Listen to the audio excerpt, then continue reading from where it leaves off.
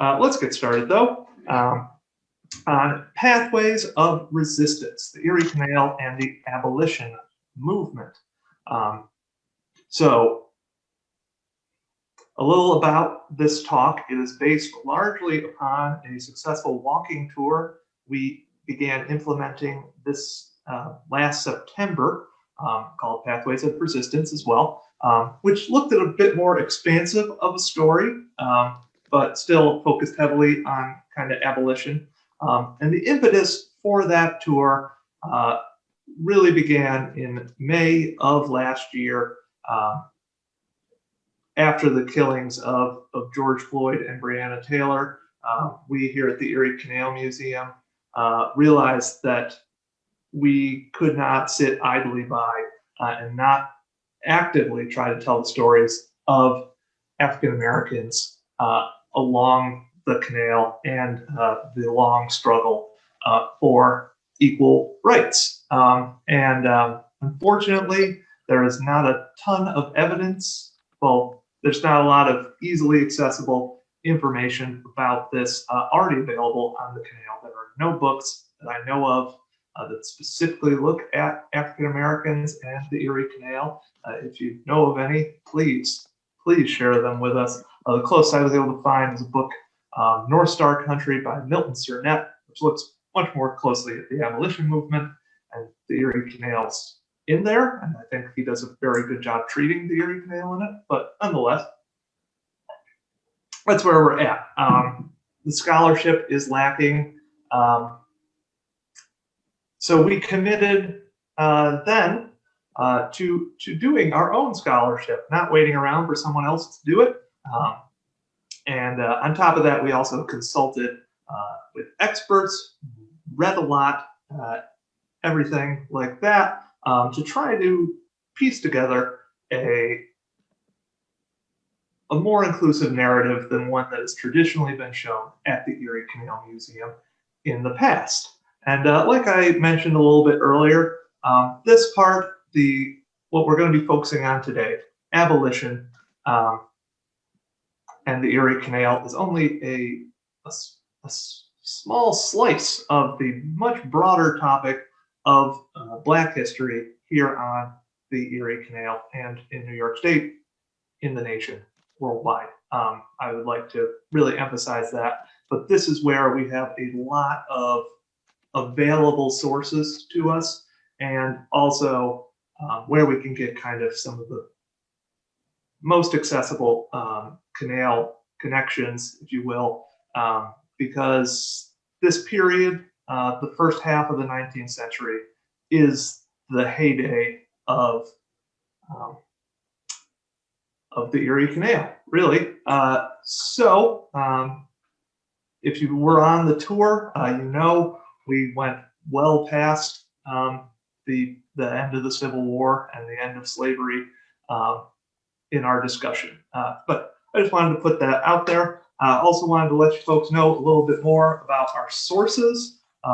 We worked a lot with the National Abolition Hall of Fame in Peterborough. I'd like to especially give a lot of thanks to Dr. Norman Dann, Professor Emeritus from SUNY Morrisville, who wrote several books that I read and also sat down and talked to me for a good amount of time about the Erie Canal, the Underground Railroad, Garrett Smith, as well as Dot Wilsey, their director up there in Peterborough. They were both incredibly helpful.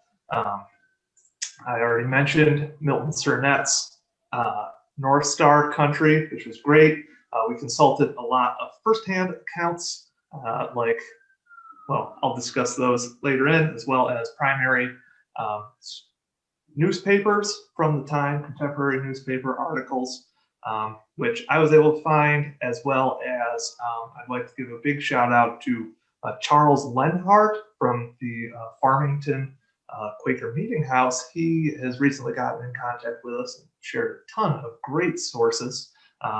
So thank you to him. Thank you to the Harriet Tubman National Historic Site, which we've been working with since the tours. We're producing some stuff with them. They helped us find a lot of even more great information. The Onondaga Historical Association, right down the street from us, was very helpful. They have a lot of publicly available material that has informed a lot of this talk. Always, as I am in almost every time I talk about the Erie Canal, indebted greatly to Craig Williams of the New York State, the Canal Society of New York State. He found an artifact that we're going to see later in this presentation that's really incredible, and he was able to help add some context to it. I'd also like to thank Dr. Joan Bryant from Syracuse University's African American Studies program, who was supportive of this and helped to point me in some very valuable directions. So with all the thanks out of the way, let's get down to business and talk about the Erie Canal and abolition. Before we can do that fully, though, I want to just talk briefly about some terminology we're going to be using in this talk, and that I encourage you to use going forward. I will be using the phrase enslaved person rather than slave. It gives agency to these people who were enslaved, and does not define them solely through their role in the oppressive system of slavery. Similarly, rather than the terms escaped slave or fugitive, we will use the term freedom seeker. Again, gives agency to these people, does not define them by their relationship to the institution of slavery, and really gives a more active kind of role to these people who were actively trying to gain for themselves the freedom that was being denied them at the time. A few other quick Underground Railroad terms you might need to know. Conductor, that is a person who actively guided freedom seekers on their way to freedom. Harriet Tubman's a notable example of that. And then there are stations, which were essentially safe houses, places you could, freedom seekers could take shelter, get food, provisions, that sort of thing. And station masters are naturally the people who run those. So now we can truly begin. Though again, we have to, as is key always in history, we need some context. So let's look at the institution of slavery in New York State. As is now very well known here in America, slavery, African slavery,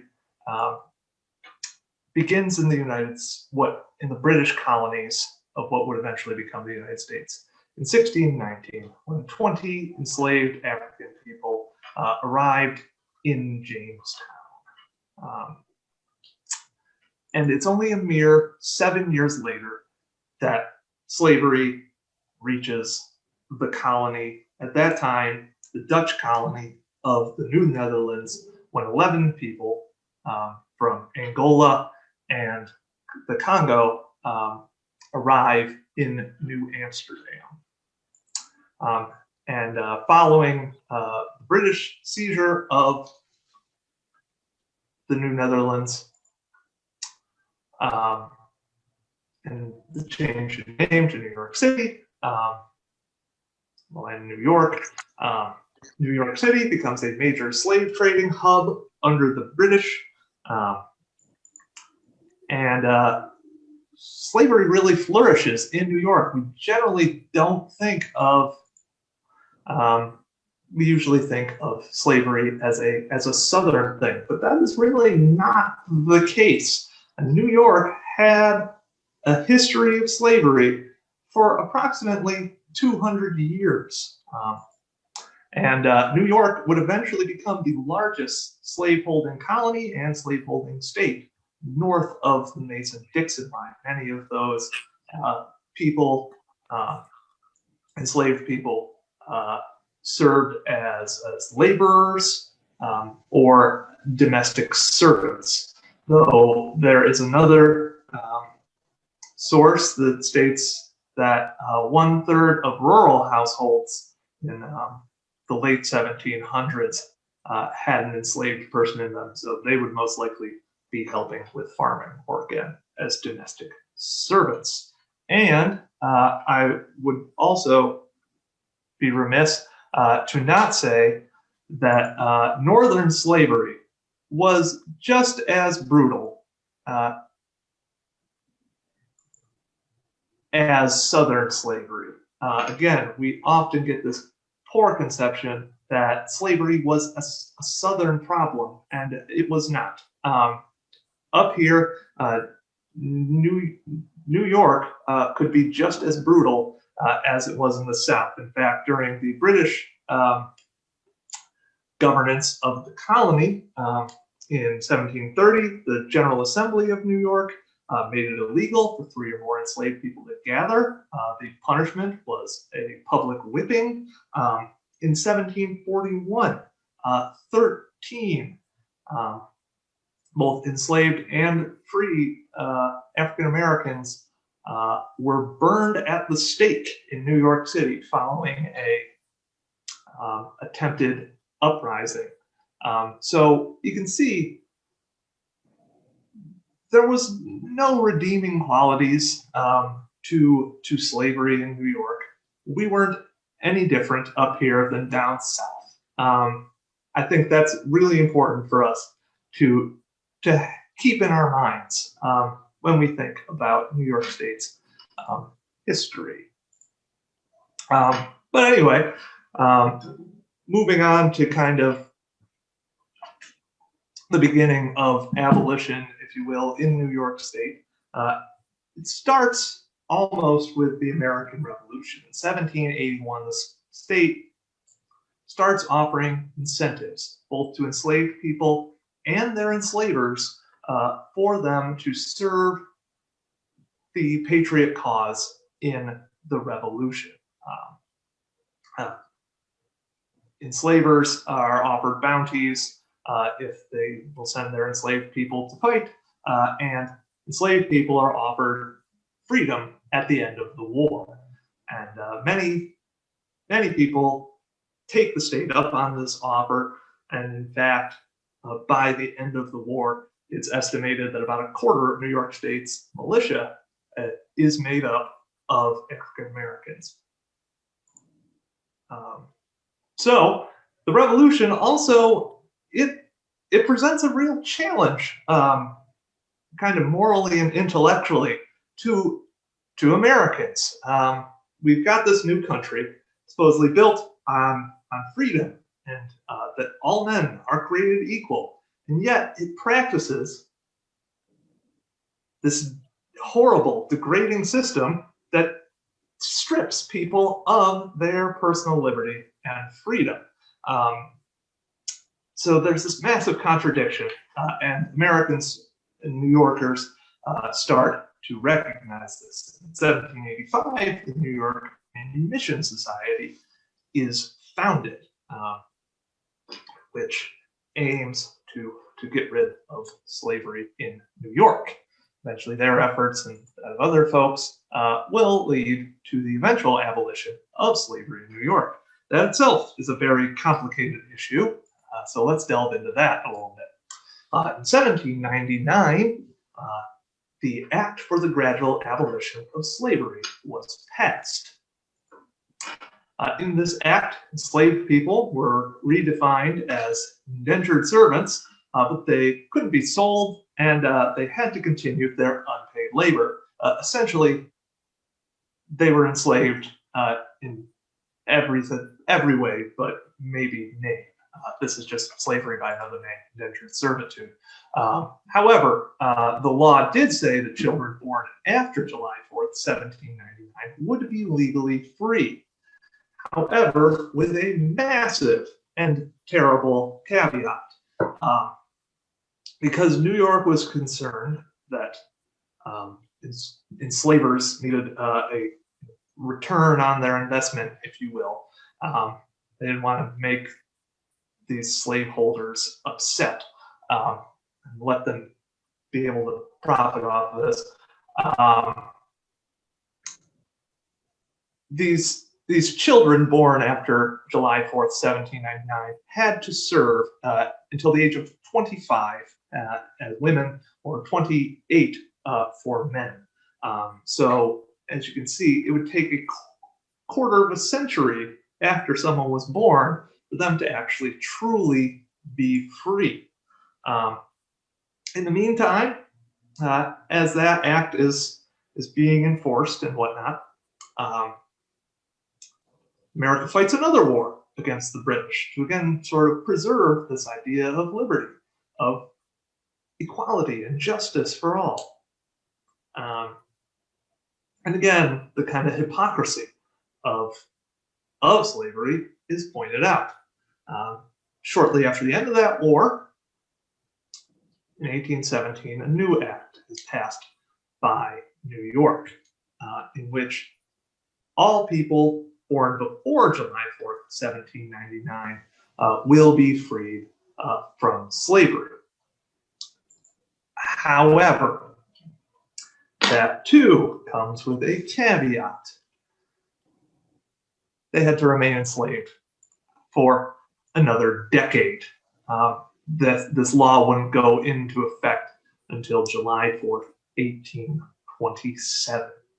So generally, it's marked as July 5th, 1827 is kind of the Black Independence Day in New York.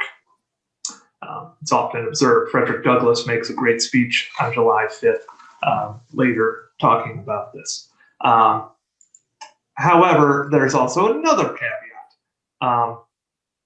Children born to enslaved mothers still had those stipulations from the 1799 Act apply to them.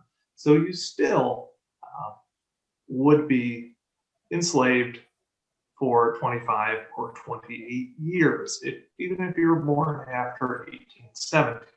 And slavery, census records showed it continued in New York State until the 1840s. There were, I believe, 4 enslaved people left in New York State in the 1840 census, and there was a fairly decent number in 1830. Simultaneously, as New York anticipated this much larger population of freed African Americans, New York State changed its voting laws. I know. Wild, right? Yeah, it's a long tradition in American history, clearly, to make it harder for African Americans to vote. Really, what they did was make it much easier for white men to vote. They removed the property restrictions from white men, except kept a $250 property restriction on African American men to be able to vote. Women, of course, at this time, of either race, any race, were not allowed to vote. So you may have noticed that those dates that I mentioned a bit ago coincide pretty well with the construction of the Erie Canal, the same year that the act to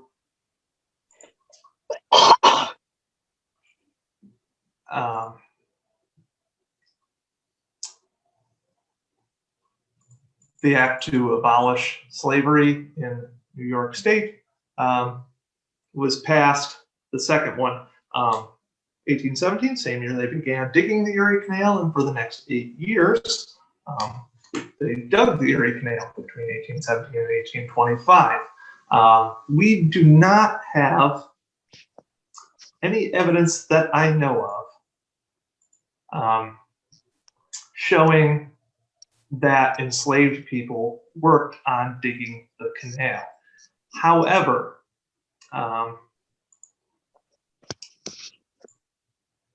sorry, folks. However, that said, I would say, based on how enormous this project was and the size of the enslaved population of New York, it is quite likely that enslaved people and free African Americans almost certainly would have worked on sections of the canal. But that again is entirely speculation, work on digging the canal. However, shortly after the canal was completed, we do have very solid evidence of African Americans, not enslaved people, but African Americans working on the canal. Notably, this man, Solomon Northup, who most of you may know from as the author of the book 12 Years a Slave, which has been turned since into an Academy Award-winning film. Northup was born a free man in New York, and his memoir, 12 Years a Slave, recounts how he worked repairing the Erie Canal, well, not the Erie, the Champlain Canal, another part of the New York State canal system, in 1828, and also worked on board, may have even owned a canal boat, which really shows that this new canal opened up a ton of new possibilities, economically especially, to everyone, including African Americans. And we have plenty of evidence that African Americans were able to take advantage of these economic opportunities, and some of them really prospered along the canal and the opportunities it offered to them. One of whom is Northup. He claims in his autobiography that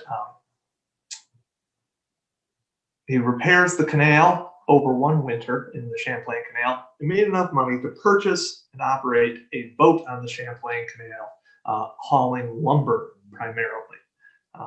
And Craig Williams, who I've mentioned before, he found this New York State Archives, which backs that claim up. This is a pay voucher from the state to Solomon Northup's father, Mintus, for work done on the Champlain Canal. And the name here, something Dutch, I'm drawing a blank on it right now, corresponds with Northup's memories and everything. So this checks out. And this is just an incredible artifact that was in the New York State Archives.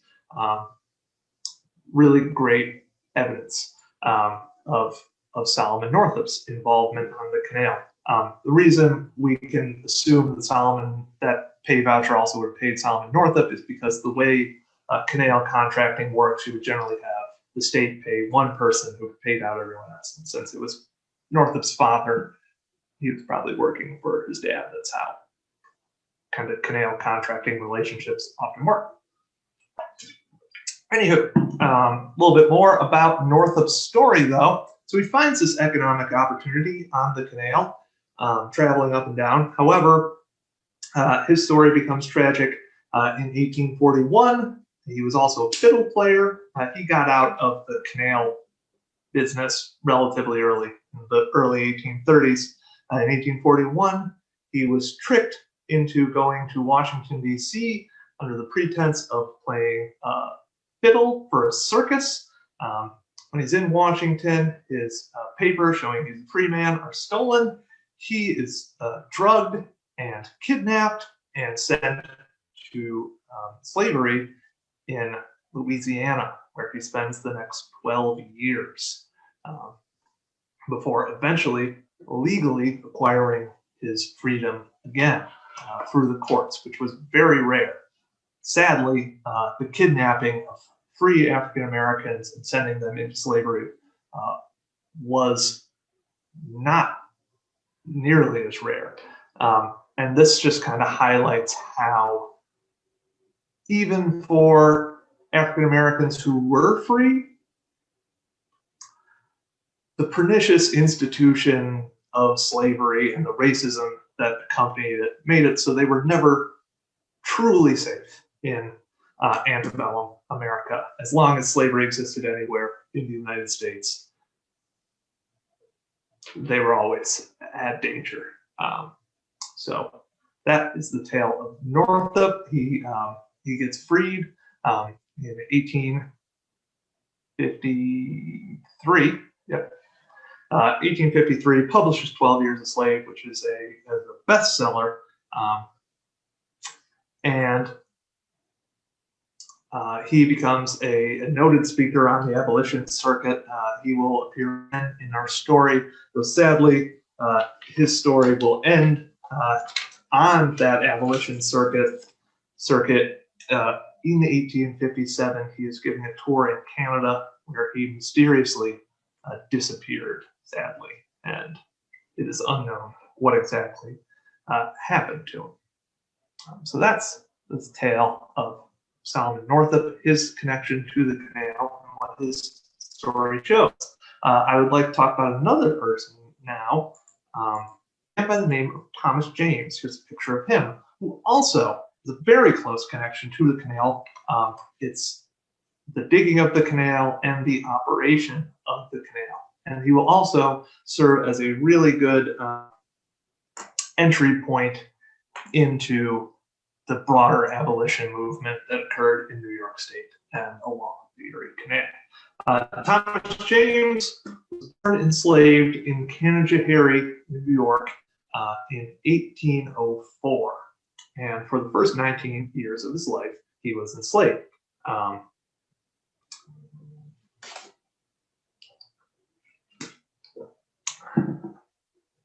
However,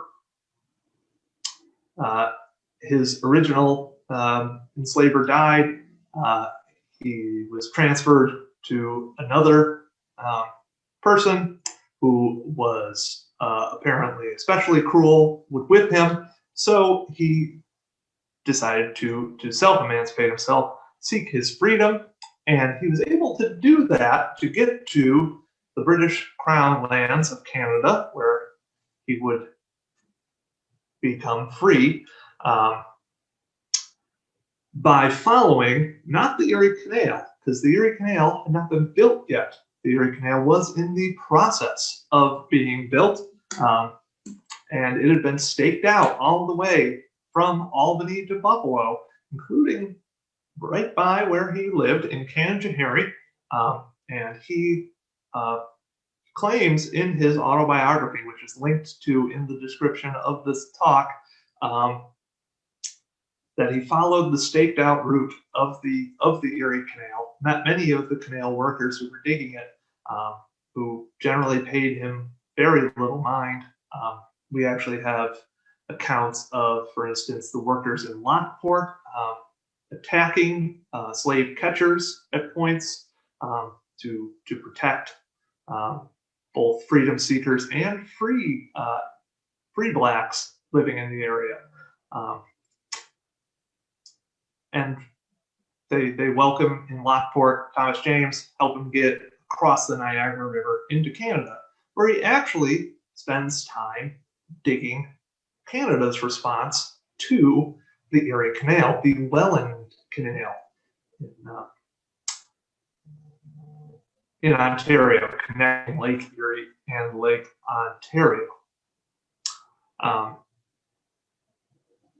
However, canal digging was not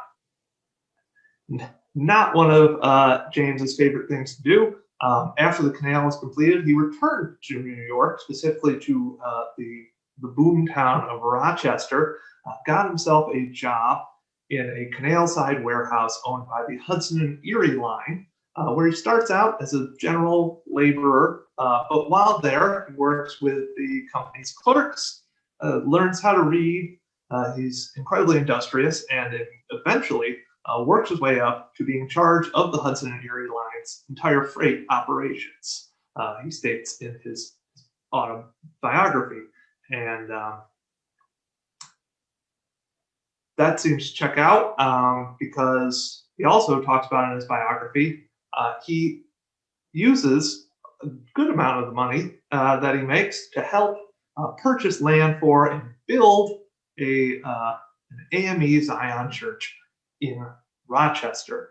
And the AME Zion Church is really where Thomas James's true calling is. He becomes an ordained minister in the church in the 1830s and immediately sets to work promoting the abolition of slavery. First in Rochester, then the surrounding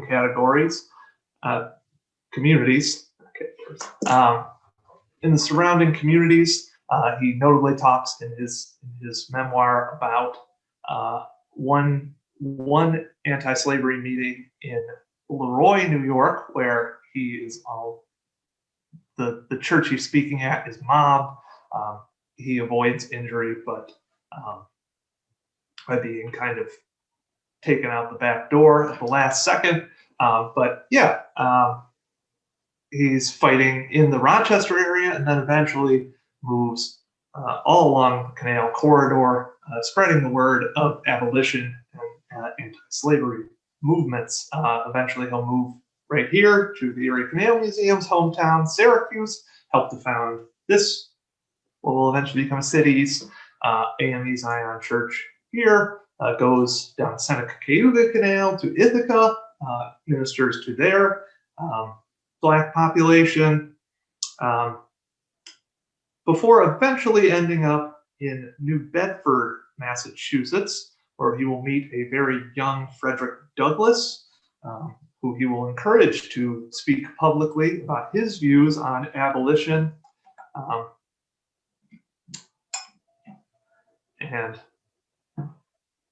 Even, I don't know if ordain is the right term, but make Douglass able to preach in the AME Zion Church, which Douglass would do for a little bit before eventually kind of rejecting the religious side or specific religious sect. He does a lot of other incredibly fascinating, important work for abolition and general civil rights and equality in Massachusetts. He eventually comes back to the Canal Corridor following the Civil War. He is a preacher at the AME Zion Church in Lockport and also again in Rochester. So, like I said, I think James is a really good window into this larger abolitionist movement, especially as a preacher, but also for his general involvement in a number of things. So let's look a bit more at the abolition movement in New York State and kind of the national scope of things. 1835, stateside, well, people within the state, largely, in large part, bankrolled at least, and often influenced by this man, Gerrit Smith, one of the state's largest landowners. Today, he would be a billionaire who supported a number of social justice causes at the time, kind of progressive causes. The New York State Anti-Slavery Society is organized in 1837. They're going to have their first convention in Utica, right on the Erie Canal. But that is broken up by a violent mob. They're forced out, and Gerrit Smith offers up his hometown of Peterborough, New York, where for these people leaving Utica who've been forced out, these abolitionists who've been forced out of Utica to go to, counts from the time report about 105 of the around 300 delegates commandeer a canal boat and take it to Canastota, where they can then march up the hill the short distance to Peterborough, where they go here, what is now the Smithfield Community Center, and the National Abolition Hall of Fame in Peterborough, New York. Good friends there. And we encourage everyone to go check them out when you are able to. Um, so there's this statewide organization, but there are also smaller chapters of anti-slavery societies. And the abolition movement, it allows people who had typically been excluded from the American political scene to get involved in politics in some way. And we have a great example founded in 1837, the Lockport Female Anti-Slavery Society, which is kind of this smaller, almost chapter of the larger New York State Anti-Slavery Society. And Lockport, as everyone knows, is one of the most famous canal towns. However, it also has an interesting connection to the Erie Canal. One of the women involved in the Female Anti-Slavery Society was Edna D. Smith, who would eventually marry David Thomas, one of the most notable canal engineers who also developed the Seneca and Cayuga Canal. They were both Quakers, Quakerism having a long commitment to diversity, to equal rights.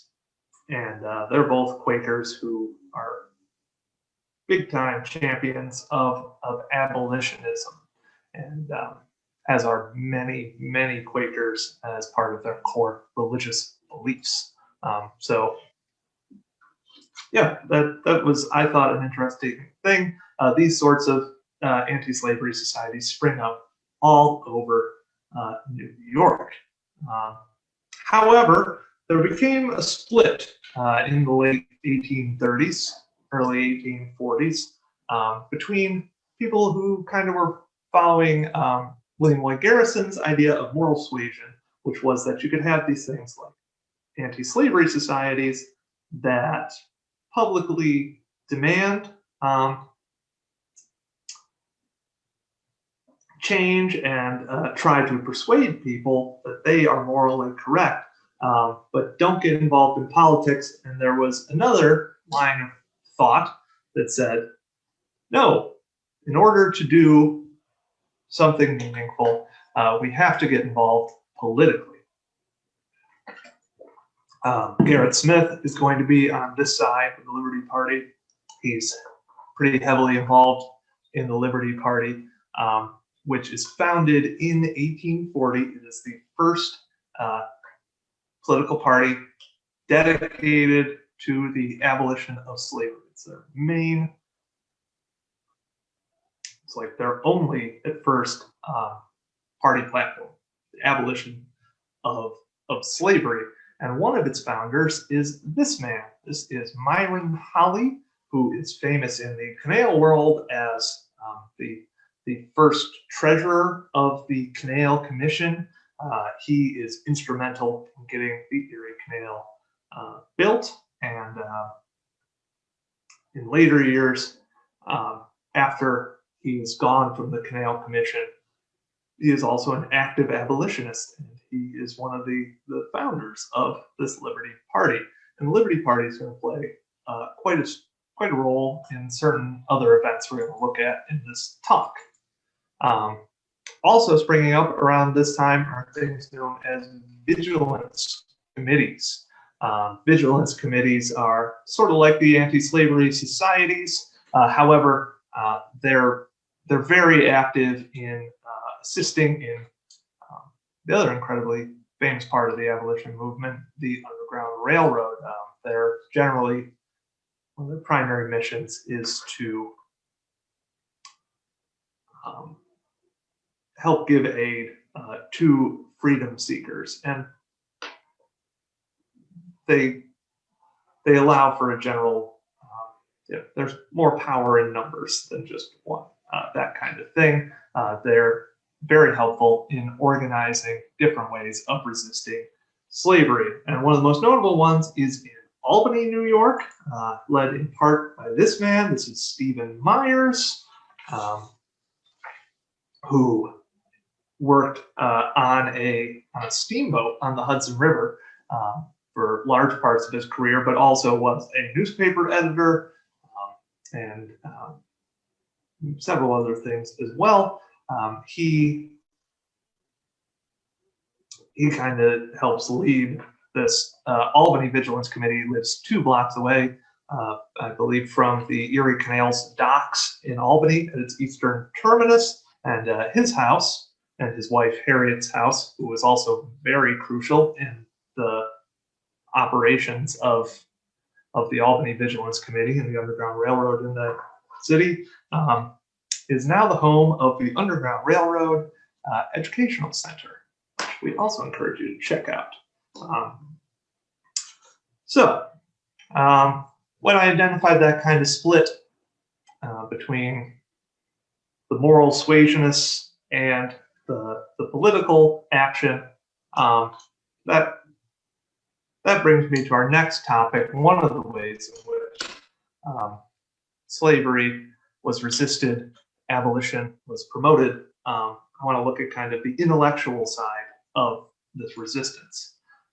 And it really starts out with one of the major effects of the Erie Canal, which was creating this region known as the burned over district. Little crash course on burned over district. There was a thing swept across New York State, the Second Great Awakening, a movement of Americans away from kind of this restrictive Calvinism to a more broad, more diverse sort of religious ideas, especially ones that re-examined what people were doing, what actions they were taking, and really got away from predetermination, went more towards like people actively, what they do determines like if you will be saved or not, that kind of thing, which has a tremendous impact, especially along the Erie Canal corridor. It gets the name burned over district because it was burned over with the fires of religious passion, as is often said. And a lot of people in this area take this message of personal salvation to heart, and they think about things like slavery, which morally is a bankrupt system, and they recognize that. Continents being in a country with slave owners that still has the institution of slavery. So that is incredibly impactful.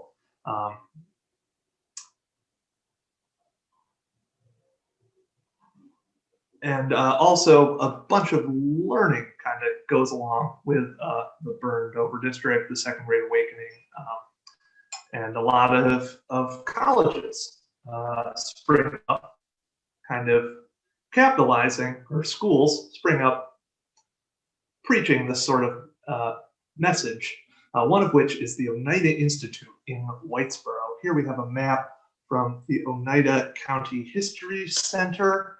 You can see here is the Whitestown Cemetery, which is what the Oneida Institute was later renamed to, just 1 block from the Erie Canal, which is right here. The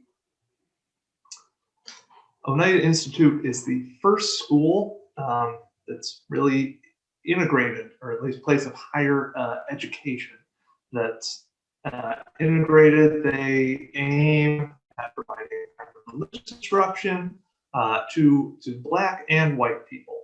And Whitesboro is this kind of incredible town for a little while of cultural mixing pot, if you will, is going on there. They're led by a man named at Oneida Institute, Brian Green, and a lot of notable African Americans and white people in the abolition movement graduate or at least attend Oneida Institute. Notably, this man, this is Jermaine Wesley Logan, who had been born enslaved in Tennessee, made it up here to central New York, most famous for being a minister in Syracuse, and ministers, like we saw with Thomas James and like we'd see with Logan, because of this new message from the Second Great Awakening, they're really kind of at the forefront of this moral argument against abolition, and I mean for abolition and against slavery. They push very hard for this. Jermaine Logan also operates a very large Underground Railroad station here in Syracuse. He is sometimes called the king of the Underground Railroad. It's estimated, I'm not actually going to go there because I don't want to be wrong, but he helps many freedom seekers find their freedom. There's also secular orders like this man, the famous Frederick Douglass, who lives in the Canal community of Rochester. Douglass also takes it one step further, and he also publishes an abolitionist newspaper, originally the North Star, will eventually become the Frederick Douglass Papers. The printing press for that is located one block from the Erie Canal in Rochester. And thanks to the canal, these orders, ministers, and the newspapers and books that are published by this abolitionist press are able to just, the Erie Canal is the information superhighway of its day. And these ideas are able to just be traded along the canal really efficiently, really well. I almost forgot to mention another gentleman who publishes a newspaper and is a great orator and general activist for abolition and civil rights is this fellow, Samuel Ringgold Ward, who lives for a time here in Syracuse, publishes a paper here. And all these folks are able to spread their message much more effectively using the Erie Canal. But now let's move on to what is probably the most famous way in which slavery was resisted, the Underground Railroad. Here we have a map showing the notable Underground Railroad routes through New York. This was put together in the Depression era. There are actually stations on the Underground Railroad throughout the state. There's another route that often came up through the Finger Lakes from Pennsylvania that is not shown on this map. But as you can see, if you know your Erie Canal geography well, the major route here is the one followed by the Erie Canal. And got the Oswego Canal right there, if you will. So one of the primary routes is you go up the Hudson River through the Mohawk River Valley, and then you could either cross Lake Ontario or cross the Niagara River here. However, if you also know your New York State geography, you know that there are numerous transportation routes that follow the same course. The Genesee Street. Genesee Street's an ancient street. Then the Genesee Road follows a similar path. The New York Central Railroad, even today, the New York State Thruway. This could be a general map of any of those routes because it's just this natural transportation corridor. And we do not believe that the canal was an optimal route for freedom seekers to take on the Underground Railroad for a couple of reasons. It was a very, very public route. If you know your canal, it went right through the heart of numerous towns, and the canal's a very exposed place. If you are secretly attempting to get to freedom in Canada, perhaps, the canal would not you're very exposed. It was also owned and operated by New York State, where there is not a guarantee that the folks on the canal were friendly to abolitionists. That's actually a fact I really want to emphasize at this point.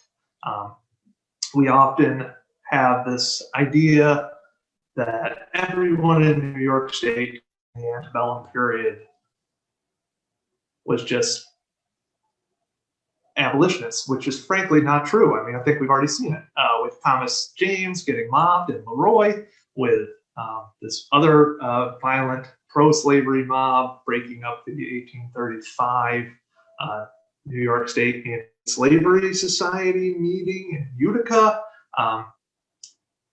These abolitionists were not often the majority in New York State. The Liberty Party that we discussed, they're never going to really win a whole lot. They're like a third party today, where you're kind of like, oh, those sort of nut jobs over there. I'm not saying these people were nut jobs, to be clear, but that was kind of the prevailing sense at the time, that these incredibly, you might be opposed to slavery in general, but you weren't going to do anything particularly actively about it. And in New York, a lot of people were in favor of Southern slavery, at least. Many profited off of it tremendously. New York City merchants were making fortunes off of Southern cotton, which, of course, was created through enslaved labor, almost entirely.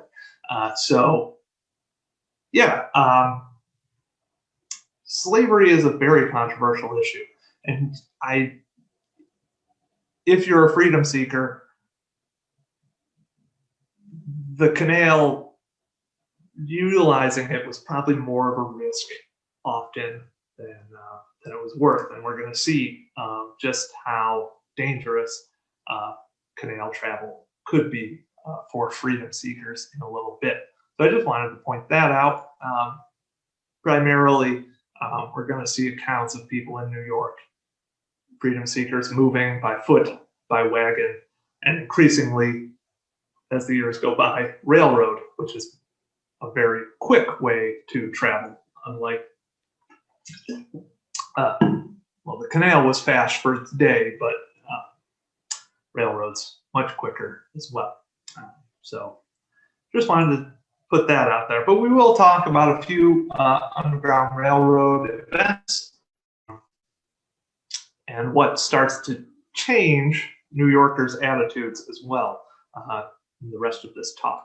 First, I want to talk about the Harriet Powell rescue, which happens largely here. This is the Syracuse house in what is now, what was then to Clinton Square. It's where the M&T Bank building is today. So let's talk about the Harriet Powell rescue. In October of 1839, Mississippi plantation owner by the name of John Davenport arrived with his family in Syracuse. They were visiting Mrs. Davenport, who sadly, first name is lost to history, her family, which was from the area.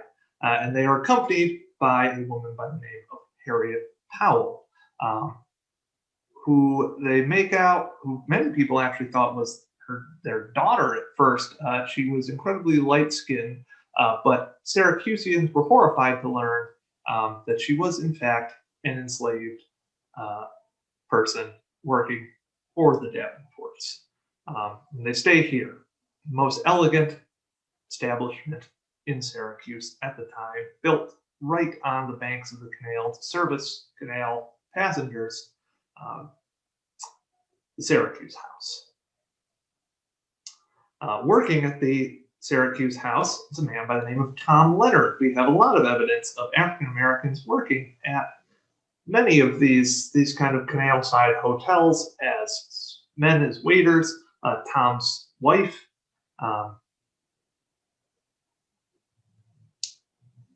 was a cook at another hotel in Syracuse. Tom, in fact, even may have worked as a boatman on the Erie Canal at another point. He was working as a waiter, though, at the Syracuse house, and he was also heavily involved in Underground Railroad activities in Syracuse. And he approached Harriet about the possibility of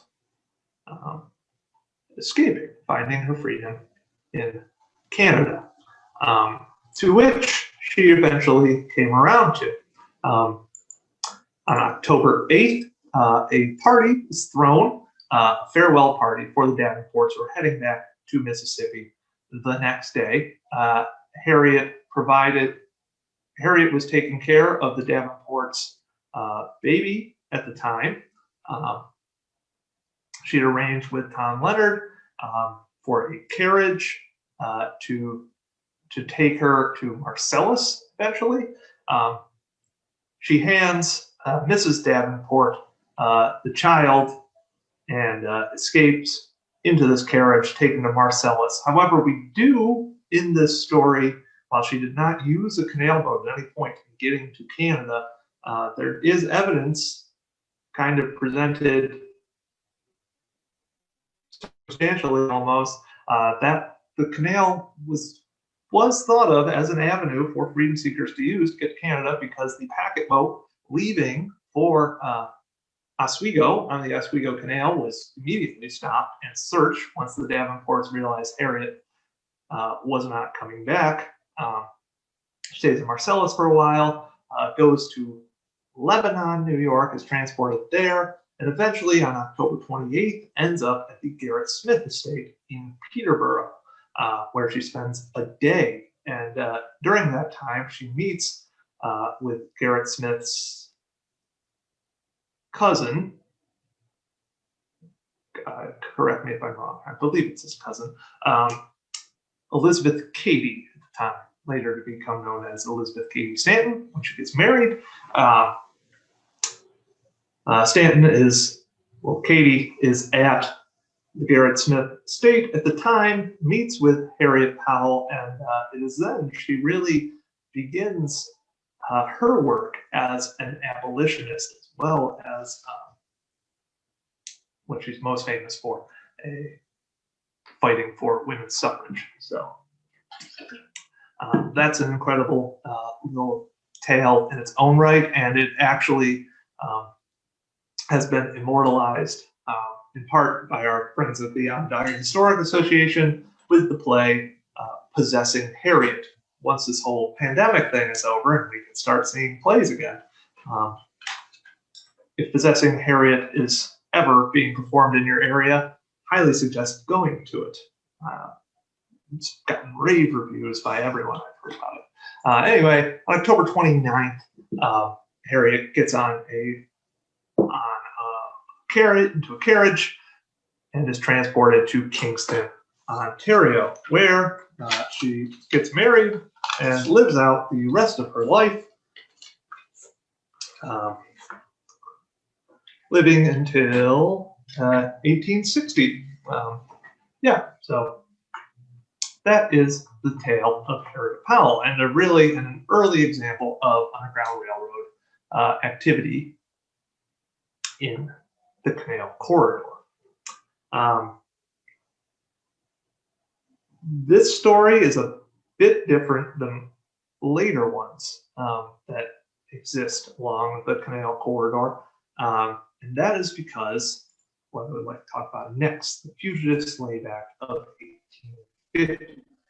In 1793, a Fugitive Slave Act had been passed by Congress, stating that any freedom seekers who were caught had to be returned to slavery in the South. However, or anywhere, because this is 1793. However, it was not the strongest bill. There were no penalties really for if you didn't abide by it fully. However, after the Mexican-American War, the Compromise of 1850 is passed, which deals largely with the institution of slavery, as well as kind of the admission of California as a free state, lots of other things in there. The Compromise of 1850 is a sweeping bill, but one part of it is this Fugitive Slave Act, which is often called the Bloodhound Bill. It is draconian in what it forces people in free states. And remember, this is 1850. States like New York, which was the second to last state to abolish slavery before the Civil War. States like New York, they had abolition slavery had been abolished for about 20 years. And there were other states for much longer and had very active abolitionist scenes. That grows after this act is passed, which punishes people who assist freedom seekers.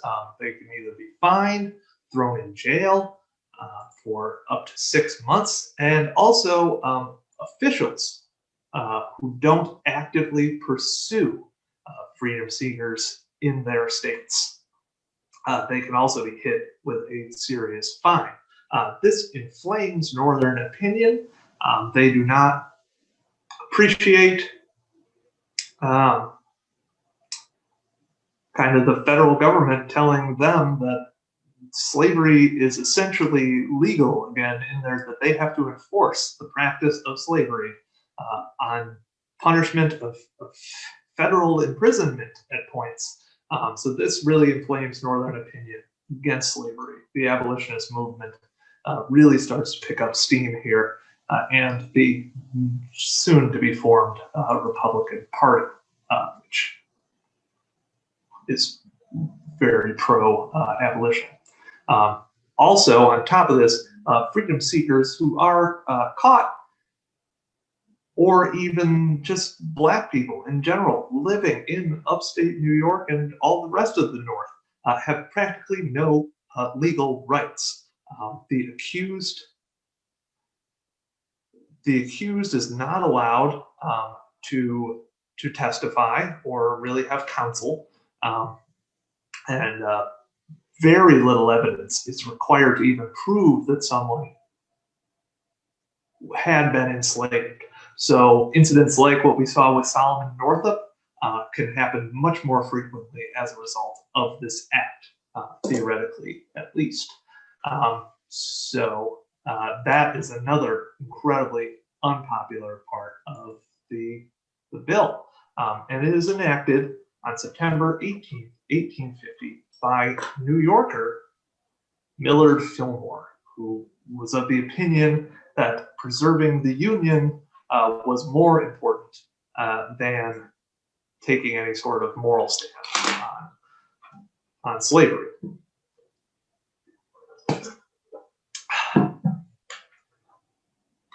And this radically changes things, especially how African American, Black people in the North, including these self-emancipated people like Jermaine Logan, Thomas James, living openly as freedom seekers in upstate New York, and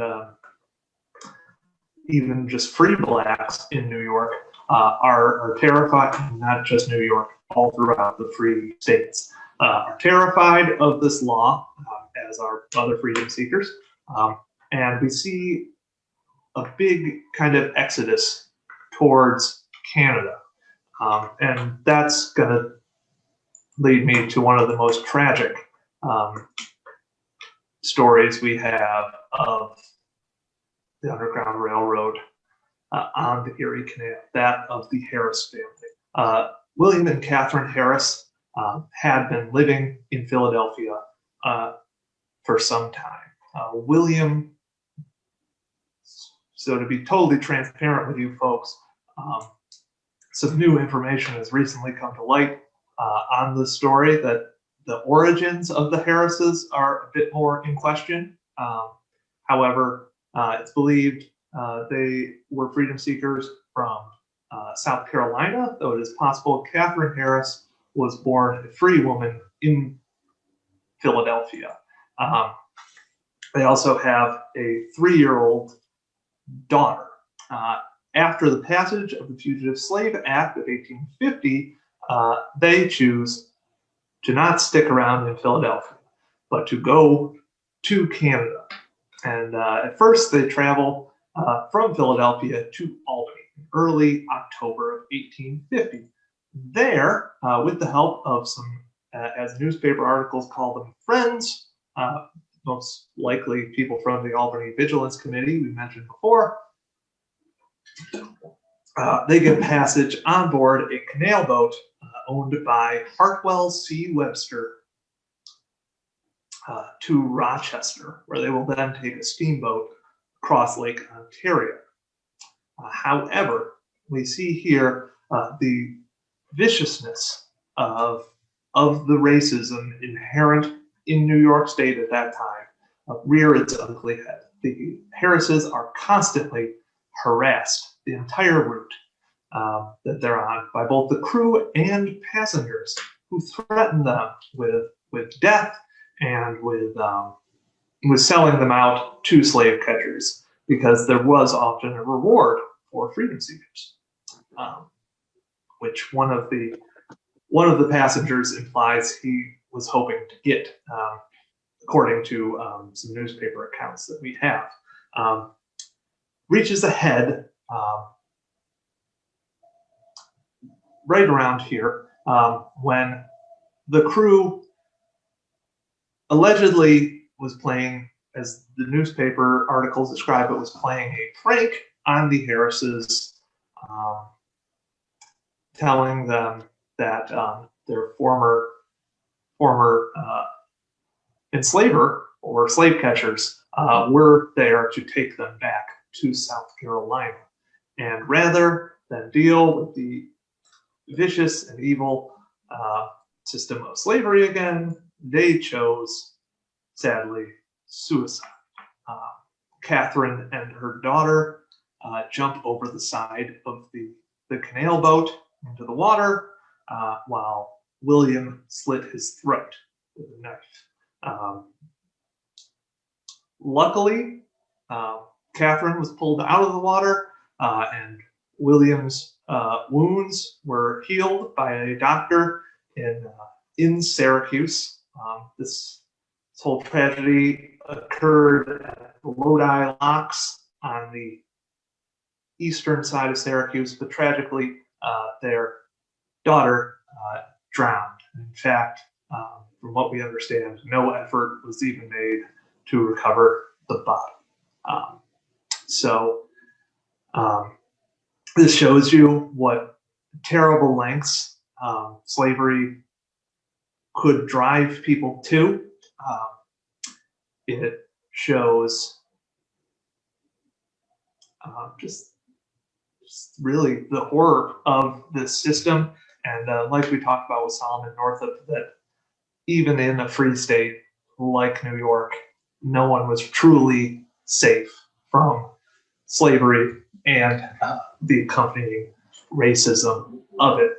Eventually, William and Catherine would make it to Canada. This tragedy is currently kind of immortalized, commemorated in our permanent collection here at the Erie Canal Museum. With this painting, this is the Madonna of the Canal. Really moving image of Catherine Harris and her daughter has been painted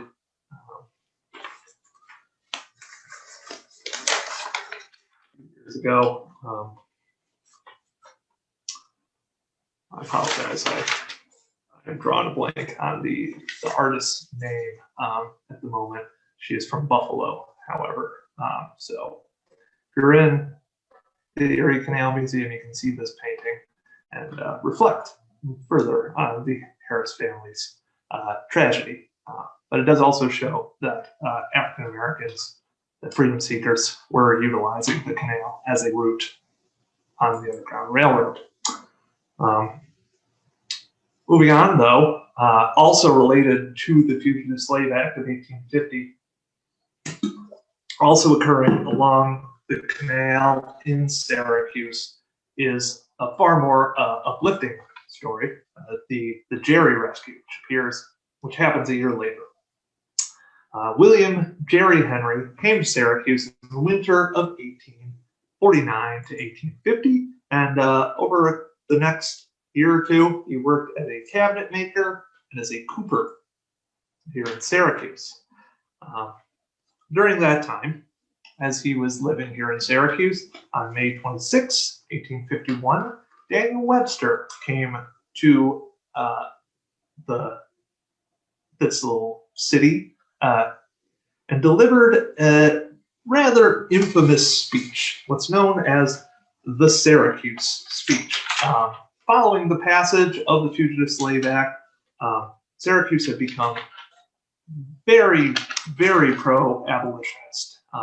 It was called, by that point, the Grand Central Hub of the Underground Railroad by certain people, and Webster, who was the Secretary of State at the time, came to Syracuse to chastise them and to let them know that the Fugitive Slave Act, even if they didn't like it, was the law of the land, and that they had to follow it.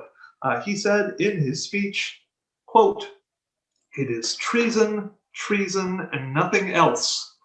Depend upon it, the law will be executed in its spirit and to the letter. It will be executed in all the great cities. Here in Syracuse, in the midst of the next anti-slavery convention, if the occasion should arise, then we shall see what becomes of their lives and their sacred honor." He gave that right across the street from Syracuse City Hall. In fact, the balcony still exists today. Well, you may have noticed in that speech, he mentioned the next anti-slavery convention. Well, on October 1st, 1851, right around the corner from where Webster delivered that speech, the Liberty Party had their state convention.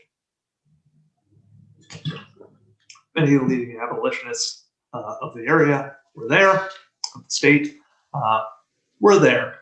And it's believed Webster, federal authorities had already known about Jerry, and they chose this as the moment to make an example and show that Daniel Webster's words actually meant something. And that same day, Jerry was arrested, brought to the office of Joseph Sabey, the United States Commissioner, who would be the judge in this case. That was right on the southwestern corner of Clinton Square today, near where this monument is. The folks at the Liberty Party's convention immediately move towards Sabin's office. About 30 to 40 abolitionists gather there, and as Jerry is standing trial, in which he is represented in part by Garrett Smith, this group bursts in to the courtroom, just smashes everything to pieces, kind of creates a general uproar, during which time Jerry is able to get out of the courtroom and begins fleeing kind of down the street. However, he was still in shackles, and he gets recaptured crossing the bridge at Lock Street, actually over the Erie Canal. Again, like I said, the canal is a very kind of noticeable place. So as he tries to head north across the canal, he is captured again and brought next door to Sabin's office to the police station at the time, where the ice cream stand now is on Clinton Square, what was then called the Jerry Rescue Building. And a large crowd gathers by the nighttime. It's augmented. The New York State Agricultural Fair is going on here in Syracuse as well. Liberty Party has sent out messengers kind of all over the area to local abolitionists, and a group of several hundred are now gathered in Clinton Square, and they attack the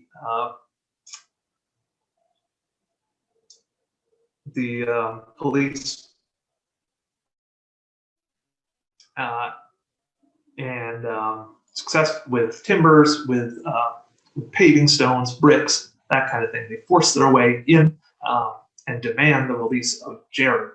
One of the federal marshals tosses himself out of the second-story window into the canal, where he breaks his arm, while the other gives up Jerry to the crowd, deeming that it's not worth it to risk his life for Jerry's. Jerry, in fact, is injured in the rescue. He breaks a rib and I believe suffers a concussion.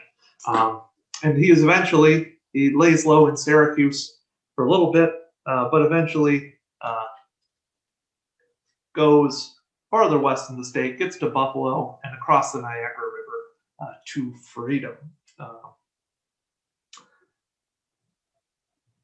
In total,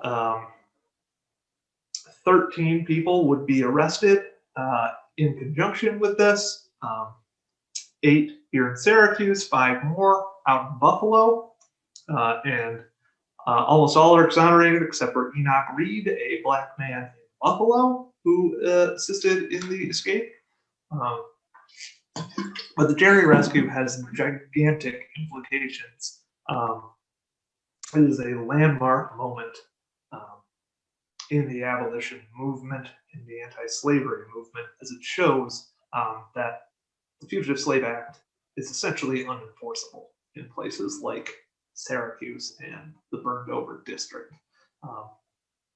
Federal commissioners could try to kidnap people back in slavery, but it would fail. A similar case occurs in Boston as well. The Jerry Rescue is honored for the next decade. It's celebrated by abolitionists in Syracuse, notably one of the first Jerry Day rescues, the Jerry Rescue Days. It's so large they have to hold it in the train station, which is the only building large enough to accommodate the crowd. Speaking there are Frederick Douglass, Jermaine Logan, and Solomon Northup. There he is, back in our story again. And they continue to celebrate for about the next decade. Then the Civil War happens. That kind of changes things. And now the Jerry Rescue is honored right here near where it took place in Clinton Square. This fountain is right where the canal would have been. Jerry looks to the north in freedom. Behind him are Jermaine Logan and also the Reverend Samuel May, another noted abolitionist in the area. It's a gorgeous monument. I suggest if you're in Syracuse to go check it out. On the other side of the square, though, is the Soldiers and Sailors Monument, dedicated to people who served in the Civil War for the Union. And I already mentioned the Civil War a second ago, so I'm getting ready to wrap this up, folks. Fear not. This has gone on a little long. I just want to talk about the Civil War, kind of the final struggle to end slavery in America. One of the final. In the Civil War, which begins due to Southern resistance to the possibility that slavery might be abolished. Slavery is the cause of the Civil War, just so we're entirely clear there. During the Civil War, the Erie Canal, as well as all the other New York State canals, play an important role in transporting supplies for Union armies. There have some people state that Syracuse made salt helped win the war because the Union Army was able to preserve food much better, and therefore the armies could move a lot easier. A lot of reasons why the North wins the war. And many Erie Canal boatmen enlist in the war as well.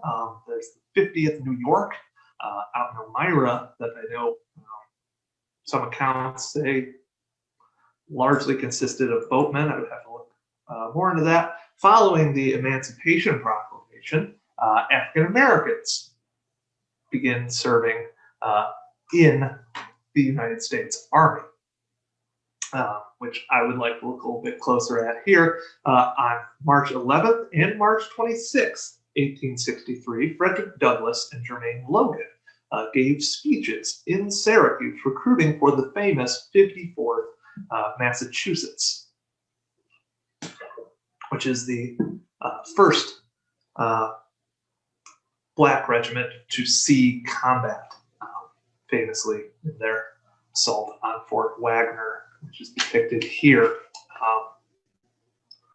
They also moved all along the kind of canal corridor. So they were most likely by this point taking trains.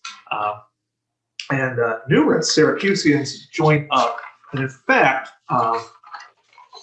one Syracusean by the name of George Washington, interestingly enough, is killed in this assault on Fort Wagner.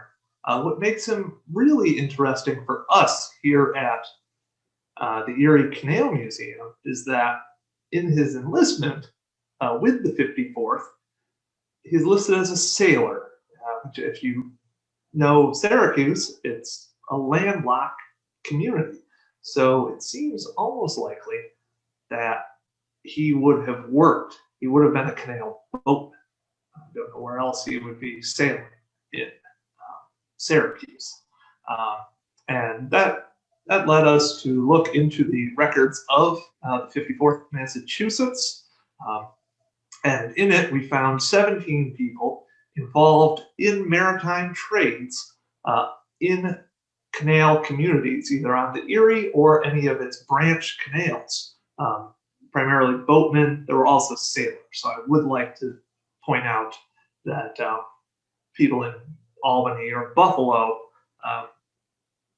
who may have been listed as sailors might have been on Lake Erie or the Hudson River. However, this was incredibly intriguing to us that 17 of this, because even if they were on Lake Erie or Hudson River, both those waterways have tremendous connections to the canal, and goods that traveled on the canal, their ultimate destinations were to be hauled on ships on those two waterways. So that was very interesting to find out. And there are no doubt even more of these Black canalers who would serve in other regiments, because overall, nearly 200,000 African Americans would ultimately serve in the Union Army during the Civil War, representing, I believe, something like 20% of the Army by the end of the war in 1865. As we know, following the Civil War, the 13th Amendment was passed, abolishing slavery in the United States, as well as the other Reconstruction amendments to the Constitution following the Civil War. Like I said at the beginning of this talk, I don't want to just make it seem like African Americans were here along the canal during this kind of period before the Civil War and then disappeared. They didn't. They continued to play an important role and continue to play an important role along the canal in many varied and diverse ways. Additionally, even though slavery has been abolished, the struggle for equal rights for all people, especially Black people in America, continues. And I want to kind of end this talk with this image, which I think is incredible. This was from June 6, 2020. This was Syracuse's Black Lives Matter rally, where about 2,000 people marched to City Hall. And this is one block from where I am sitting right now, here in the Erie Canal Museum. It really shows that the struggle continues to this day. And I just find this image very moving. Also, another interesting thing to note is that this building right here, I believe right here where this window is, maybe right here, the balcony where Daniel Webster gave his Syracuse speech,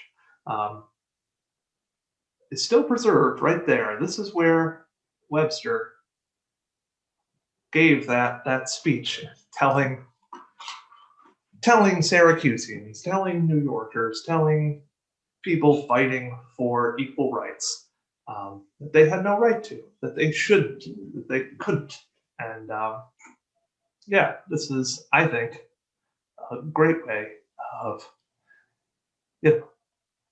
proving that, yes, it is possible, that yes, we can resist, that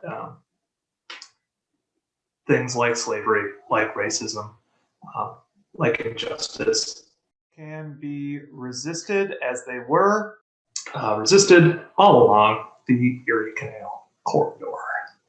So that is the end of the talk. And oops, I should stop sharing my screen. If anyone has any questions, please send them in the chat. If you're here on Zoom, you can also on Facebook send in any questions you may have. Just checking Facebook here. I know we had some things in the chat here on Zoom while I was talking. Okay. Has anyone done a survey along the Erie Canal to determine if station masters live near the canal to see if a possible underground railroad network may have existed? Not to my knowledge, they have not. However, we are in the process of working on creating a project that will sort of do that, at least in part. Stay tuned for that.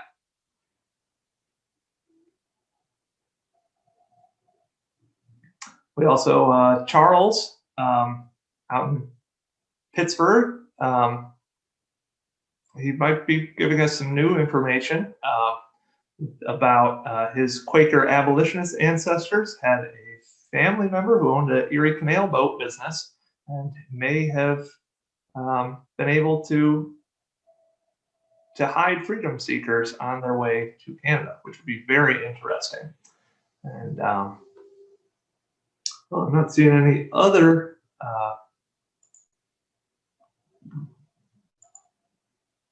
comments here. I'd like to thank you all for sticking with us here. And if you have any questions or anything, please, I encourage you to email them to us here at ECM. Thank you for being a great audience, and I hope this was informative. And I look forward to seeing you again in future programs. Take care, everybody.